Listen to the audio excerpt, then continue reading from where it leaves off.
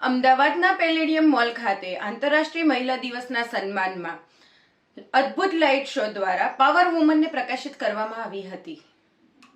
આ કાર્યક્રમમાં મહિલાઓની અદમ્ય ભાવના અને સમાજમાં તેમના અમૂલ્ય યોગદાનને કરુણ શ્રદ્ધાંજલિ આપવામાં આવી હતી.